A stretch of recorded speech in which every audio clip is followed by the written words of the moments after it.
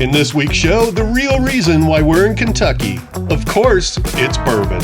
We'll learn about fungus at James Beam and combine some art and alcohol at Maker's Mark. So come have a taste with us. It's nice and smooth.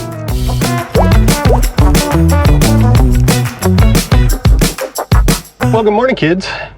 We are leaving Cave City, Kentucky for Elizabethtown, Kentucky. We're gonna head up the Bourbon Trail with Joel and Tanya, have some fun, drink some bourbons. Do some tastings? Yeah, definitely do some tastings. We've got a tour set up at Maker's Mark, which I've never had Maker's Mark before, so I'm looking forward to that one. And one at Jim Beam. Although we already know our favorite bourbon right now is... Yeah, it's Buffalo Trace, which we may run up to Buffalo Trace just to do a tasting up there. Bardstown, I like Bardstown too. Bardstown's very good as well. So anyways, we're heading up there. Thoughts on the Happy Trails RV park that we stayed at here in Cave City? Okay, so there's not a lot of amenities. In fact, there's no amenities, but full hookups. Spots are wide apart. The spots are wide. There's a couple of them that are a little off kilter. We watched a Grand Design. He's pretty off kilter, but our spot was perfectly level. Yeah. So get a spot in the middle if you're gonna do it and not off on the edge. One word of warning, the owners here are very, very friendly. And the only reason we say that, and we're not trying to be doubters or anything, but coming in and then watching other people come in, they like to talk, they're talkers. Yeah, so Joel and Tanya got here and they talked their ears off while they were trying to set up. Then we got in and it was like a half an hour conversation with us while we were trying to get set up. And then that poor guy in the Solitude that Tony was talking about, he came in later in the evening. He didn't get set up until it was dark because they wouldn't stop talking to him. They're very helpful. They're very helpful, very friendly, but just be prepared to tell them You might want to come in just a little early. Yeah, give yourself a little time. Give yourself a little time. This does mean, because we're leaving here and heading up to Elizabethtown ahead of Joel and Tanya, that we're gonna get there and we're gonna get set up. And then when they pull in, we're gonna pretend like we don't know them, but we wanna know everything about them. Hi, we're Mike and Tony. Hi, we're Mike and Tony, and we're full-timers. Tell me all about your life. You want to hear about my life? You want to know what we do? We're a YouTuber. We got a YouTube channel. You want to watch a YouTube channel? We see you got stickers on your trailer. You must be having YouTube too. We really like YouTube. Look at your doggies. Can we play with your doggies? All right, so we got to shut up and stop talking so we can get there and get set up before them. All right, we'll see you guys in Elizabethtown.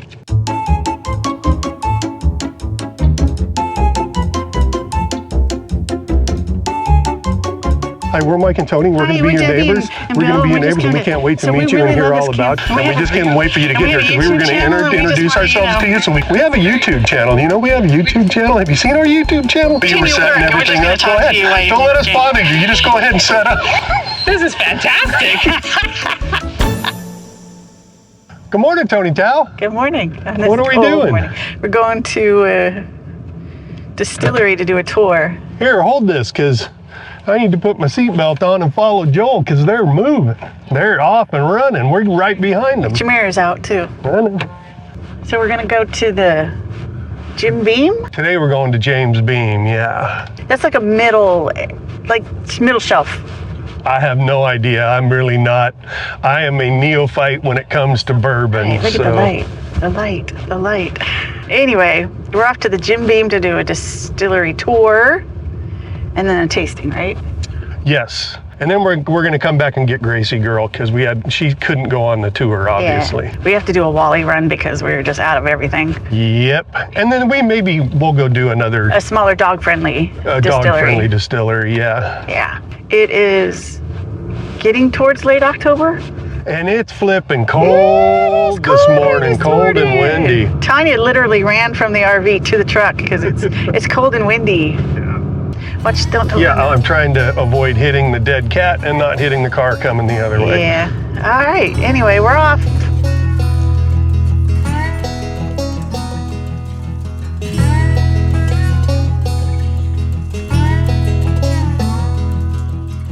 As we rolled up to James Beam, it was a short stroll to the Welcome Center. Aside from this statue, we also noticed that all of the trees were black. This is because of a fungus that feeds on the small portion of alcohol released into the air from the still. It's known as tattletale fungus. because during Prohibition, the revenuers used it to find illegal stills. The Welcome Center has a gift shop that you can check out as you're waiting for your tour to start. In addition to branded merch, they also sell their bourbon, including Knob Creek, which we were surprised to find out was a Jim Beam product. One of our favorite things was, of course, the bowling pin bottles. In addition to gifts, they also had this display of historic Jim Beam packaging.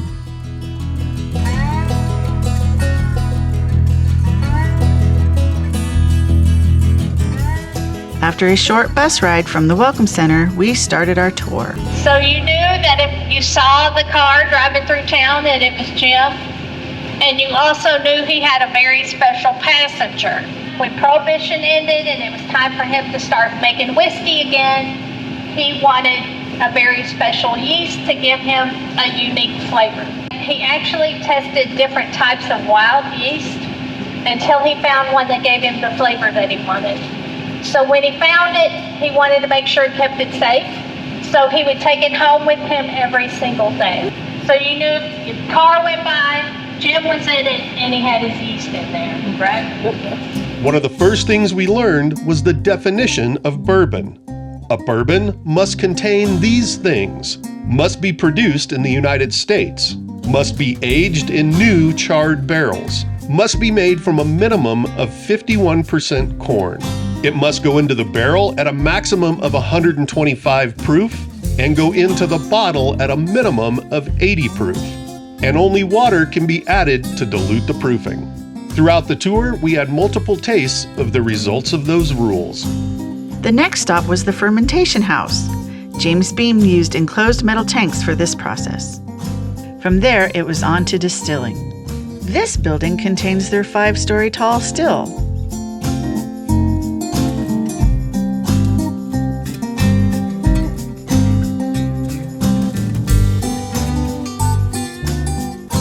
But what you're smelling, yes, we're smelling the mash, a lot of that, but once those grains and alcohol are separated, they got to do something with those grains, right? They don't need those anymore. They actually take those grains and dry them out and sell them to local farmers for cattle feed. So California can claim happy cows, but we have the happiest cows right here.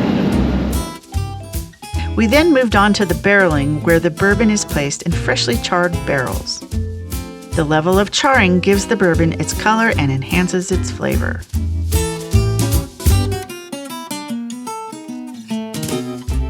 There's also a smaller replica of the distilling process showing the intake, the still, and the outflow process. The final stop was bottling, and a chance to create your own bottle of Knob Creek. So if you guys decide that you want to do your own bottle today, you're going to put your name initials on one of those gold stickers, and then you're going to pick a bottle, and you're going to put that sticker on one of the shoulders, and then we're going to rinse it. Anybody want to guess what we're rinsing it with? Bourbon. So we're going to rinse it with bourbon. Just going to give it a little squirt there. Let it drain here, not to your hand. I see you thinking about it. Not to your glass, not to your friend's glass, all right? I'm just giving a little pressure there.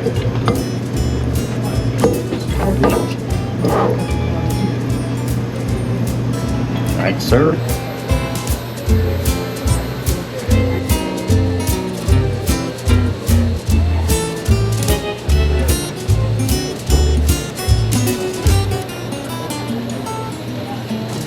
Mike and Tony. All right, we're going to do 2.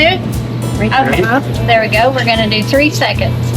There we go. 1, 2, 3. Lift straight up. There you go. It's a butt. Nice.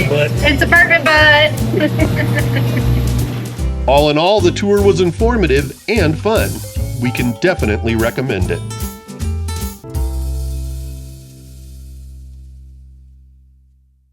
We are at Longview RV Park in Elizabethtown, Kentucky. And Longview RV Park has brought something to my attention. We have not toasted to an RV god and her jealousy has rained down on us.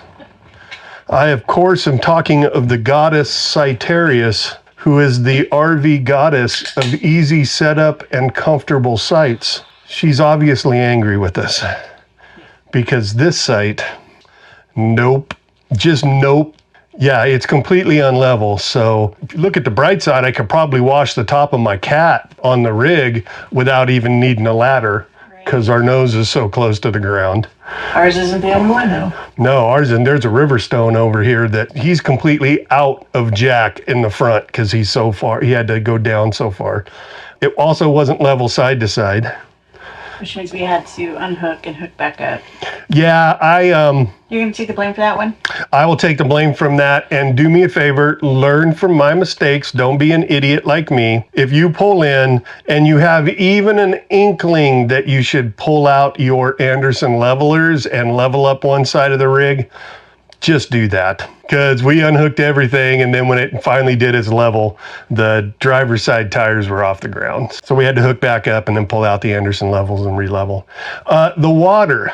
I know that if you've been RVing for a while, you've seen these water setups before, and I have no idea why in the hell anybody would do this. They did the water hookups in a box in the ground. I hate when they do that because then you got to get down on your hands and knees and get down in that box, and there's never enough room to get your pressure regulators and stuff on. I mean, ours barely fit in there. Yeah. Cyterius, we're sorry. This one is for you. Well, welcome to another day here in Kentucky, another day of having fun and going bourbon tasting. Today is what, Tony Tao? Maker's Mark. Maker's Mark, which I don't think I've ever even had Maker's Mark bourbon. Have you? I just discovered bourbon, so no. We're kind of bummed because all of these tours, we haven't been able to take Gracie on any of the tours, so she's had to stay back at the rig. Which makes us sad. She's not happy about that. We were outside with Joel and Tanya chatting just moments ago, and Gracie was howling inside the rig because she could hear us out there talking. I think if you come to do the Bourbon Trail, by the end of it, you're either going to love bourbon or hate bourbon and never want to taste it again. Where are you at? I feel like everything I touch and put in my mouth right now tastes like bourbon. Like even my toothpaste this morning. I was like, well, I don't want to taste in bourbon. Anyway, we're off to Maker's Mark. We'll see you there. The drive to Maker's Mark was a bit wild. We were on a one-lane country road for part of it, and we were certain it was going to be a Google Maps fail. But in the end, we wound up right where we were supposed to be.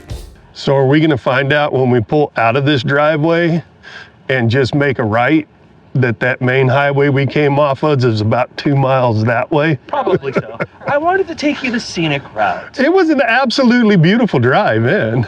Just narrow and sketchy at points. Yeah. You at the dually, it was like we turned on that last road and Tony's like, well, I hope no cars come our way. Tanya said that too, and literally a second later, A car came. Yeah. I was looking for black trees all the way up here to try and see if we were getting close. All right, well, we made it to Maker's Mark. We're gonna check this place out. Maker's Mark was definitely the more bougie of the two distilleries. As we made our way down the path for the tour, we were welcomed by the first of many pieces of Chihuly glass. In a lot of ways, this tour was a distillery and an art exhibit.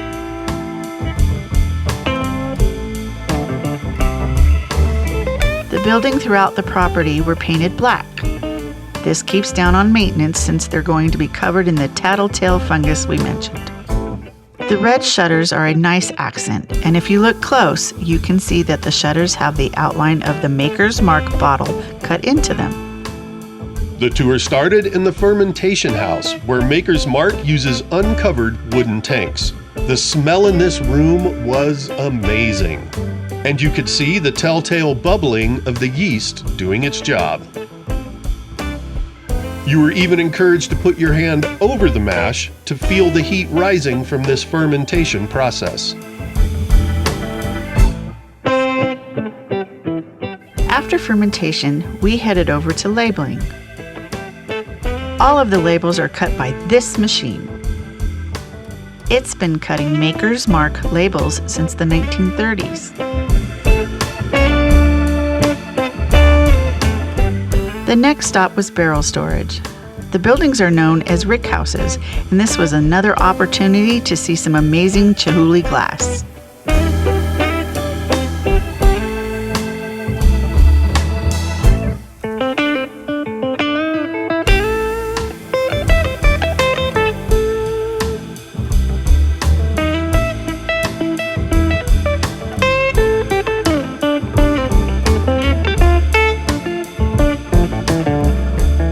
Next up was the demonstration of barreling. Makers not only chars the barrel, but they'll add different selections of wooden stabs into the barrel to change the flavor of the bourbon. The next rickhouse contained the most grandiose Chihuly glass in the place. This suspended piece was at least 2 stories tall. The last stop on the tour was the bottling line. Here the bottles are filled, labeled, and given their signature hand dip to seal them with their bright red wax. We then finished up the tour with a tasting of 4 different Maker's Mark bourbons. Like any tour, you exit through the gift shop and a chance to hand dip your very own bottle of Maker's. My name is Sheila, and I'm going to show you how you're going to dip it. Okay. Right-handed, Yes. hold it like this, Okay. go straight down into the pot, Okay. up at a 90-degree angle, and twist it, okay? Okay. We're going to be judging your dip. Dip, baby, dip. Up, turn, yep, turn quick, set it down, and watch it drip. Oh, it's pretty Look dip. at that. I'm It's like a pretty- professional. Gravity makes you look like a professional.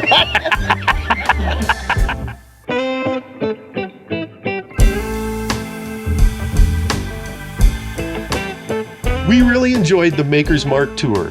With great bourbon and amazing art around every corner, it was a feast for the taste buds and the visual cortex. Of course, we couldn't leave without a signature cocktail.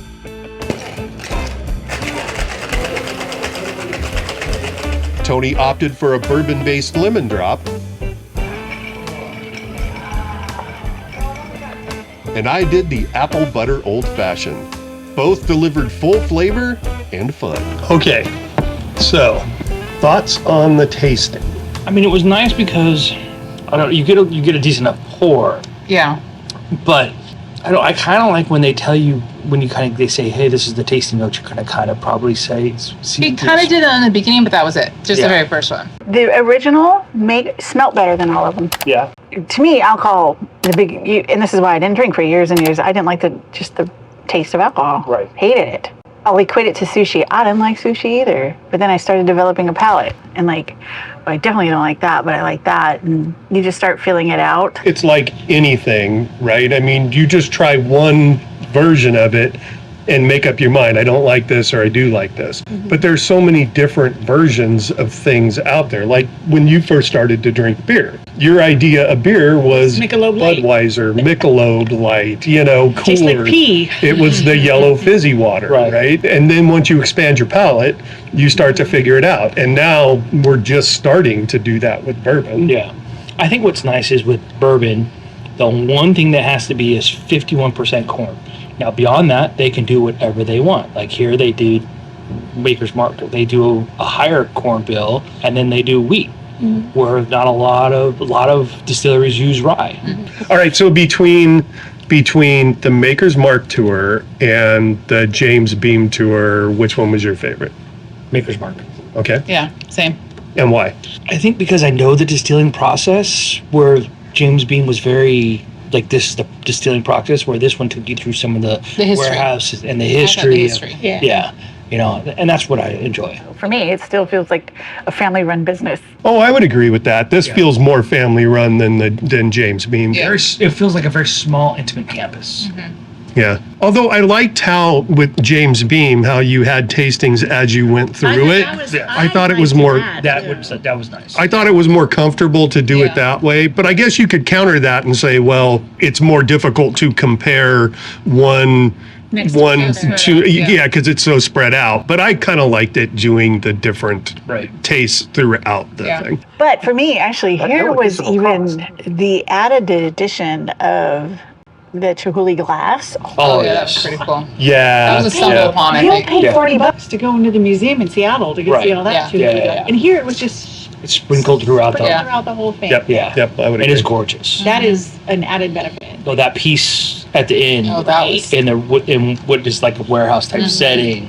Hold on, since I have B-roll on that, I want to make sure we get good audio. What were you talking about? Which Chihuly glass? The one at the very end of the tour, just before you go into the gift shop, there is the stuff, the Chihuly glass above the ceiling in the warehouse type setting that is absolutely gorgeous.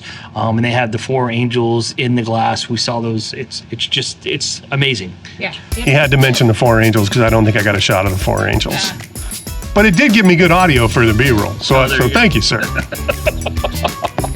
If you enjoyed this episode, why not click on another to keep watching? And please join us next Sunday for more Our RV Sunsets.